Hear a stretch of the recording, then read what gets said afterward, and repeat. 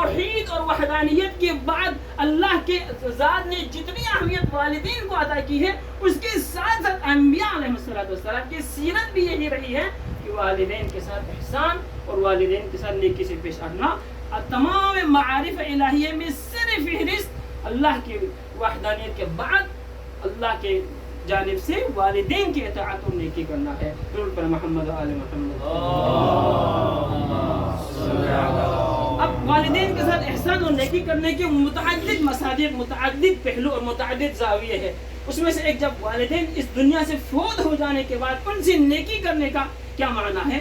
روایات میں ہم پڑھتے ہیں، یہ روایت اہل سنت کے منابع روائی میں بھی آئے ہیں اور اہل تشریع کے بھی.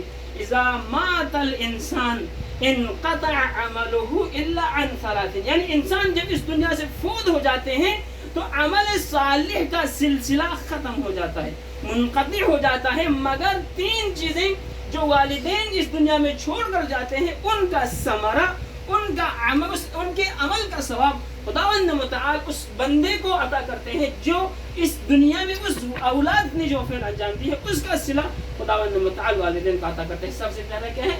ولد صالح يدعو له. ایک ایسا بیٹا چھوڑ کر جائے.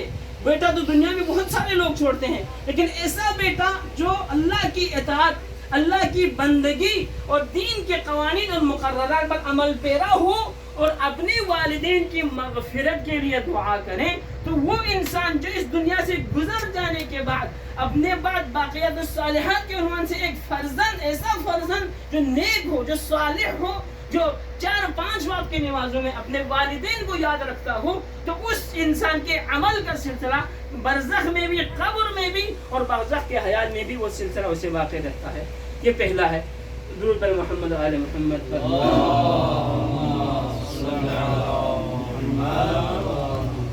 دوسرا، او علم ينتفع به، یا ایسا علم چھوڑ کر جائے، ایسی تعلیف، ایسی کوئی کتاب لکھ دے یا ایسا کوئی مقالہ کہ جس سے، یا ایسی کوئی دینی ادارے کا قیام، یعنی کوئی ایسا احسن اور نیک عمل کہ جس کا استفادہ دنیا میں کیا جائے، جس سے نفع حاصل کیا جائے، تو اس نفع حاصل کرنے والے دینی ادارے، اس نفع حاصل کرنے والے یعنی اس انسٹیٹیوٹ یا اس دینی ادارے کا یا کوئی اور بھی فلاحی کام ہو، رفاہی کام ہو، اس کام کا اجر اور صلہ جس بندے نے اس کی بنیاد رکھی ہے، نہ صرف اس کے لیے ملتا ہے، اس کا اجر اور صلہ خداوند متعال ان کے والدین کے لیے عطا کرتے ہیں.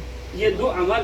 درود پر محمد و آل محمد. اللہم صلی علی محمد. اب پیغمبر خاتم نے ایک مرتبہ ابی سلمہ، یعنی ایک قبیلہ ہے عراق، یعنی اس تاریخی منابع میں آیا ہے اور روائی میں بھی ہے کہ پیغمبر خاتم صلی اللہ علیہ وآلہ وسلم کے محضر مبارک میں بنی سلمہ سے تعلق رکھنے والا ایک شخص آیا اور اس نے یہی سوال کیا کہ اے نبی خاتم، والدین کی زندگی میں ان کی احسان اور نیکی کرنا تو ہمیں سمجھ میں آتے ہیں، لیکن والدین کے اس دنیا سے گزر جانے کے بعد ان سے احسان اور نیکی کا مطلب کیا ہے؟ پیغمبر خاتم نے 4 بنیادی امور کی طرف انہیں تلقین کی، تاکید کی ہے. فرمایا الصلاۃ علیہما، والدین اس دنیا سے گزر جانے کے بعد والدین کے حق میں دعا، نمازیں ادا کرنا.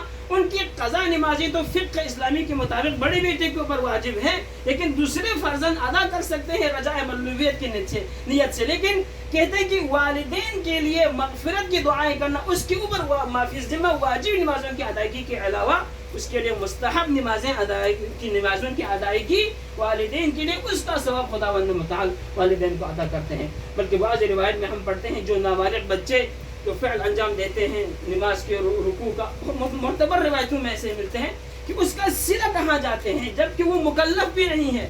مکلف شرعی میزان کے تحت مکلف بندہ اس وقت ہوتا ہے انسان جب ان کے اندر 3 شرائط آ جائے، عقل، بلوغ اور قدرت. ان تینوں کو شرائط عامہ کہا جاتا ہے فقہ اسلامی میں. ان تینوں شرائط کے آ جانے کے بعد انسان مکلف ہوتا ہے. مکلف ہونے سے قبل بچے سے جو بھی فعل انجام دیا جاتا ہے اس کا صلہ خداوند متعال میزان حسنات، والدین کے میزان حسنات میں، والدین کے نام اعمال پہ ان کا ثواب کو لکھ دیا جاتا ہے. تو یہ بھی اللہ سبحانہ و تعالیٰ کی جانب سے والدین کے احسان اور نیکی کے لیے ایک اہم ترین ذریعہ والدین کے لیے بچے کی جانب سے انجام دیے جانے والے فعل کا، کام کا اجر و صلہ پانا ہے.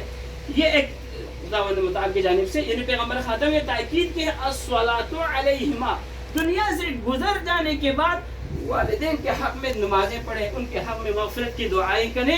دوسری پیغمبر خاتم نے بیان فرمایا والاستغفار علیہما، جب والدین اس دنیا سے گزر جائیں تو ان کے حق میں استغفار کریں۔ اب استغفار کی بہت ساری تاثیر استغفار کی روایت اسلامی میں، احادیث معصومین میں، قرآن کی آیت الہیہ میں خداوند متعال نے بیان کی ہے، جو نہ صرف استغفار پڑھنے والے کے لیے جس کی نیت سے استغفار پڑھتے ہیں، خداوند متعال اس کی گناہوں کی مغفرت اور بخشش کا سبب بھی استغفار پڑھنا۔ تو والدین کی دنیا سے گزر جانے کے بعد ان کی مغفرت کے لیے بچے اور اولادوں کے پاس دوسرا اہم ترین ذریعہ ان کے حق میں استغفار پڑھنا ہے۔ درود پر محمد و آل محمد اللهم صل على محمد وانفاذ احدهما بعدهما، یعنی ان کی معافی ذمہ جو کہ عہد ہے، جو میثاق ہے، جو موعود ہے، یعنی وہ ان کی دنیا سے گزر جانے کے بعد ادا کرنا، یہ بھی بچے کے اوپر اہم ترین واجب فرائض میں سے ایک اہم ترین فریضہ۔ ان کی ذمہ جتنے بھی حقوق ہے، آپ اس حقوق کو آپ کو ڈیوائڈ کر لیں، اس کے معافی ذمہ، قرض کی ادائیگی ہو یا کوئی اور بھی ایسا عمل ہو جو واجب الادا ہو، ان کو ادا کرنا بھی والدین کے گزر جانے کے بعد اولاد کے اوپر ذمہ داری ہے۔ پھر چوتھی چیز پیغمبر خاتم نے بیان فرمایا کہ ان انسانوں سے ربط اور تعلق کو برقرار کرنا جو صلہ ارحام کے زمرے میں آتے ہیں۔ یہ جو ربط، جو تعلق میرے والدین کی طرف سے جو سلسلہ، جو صلہ ارحام کا جو تعلق ہے، ان کو برقرار رکھنا خداوند متعال کی جانب سے ان کو سلسلے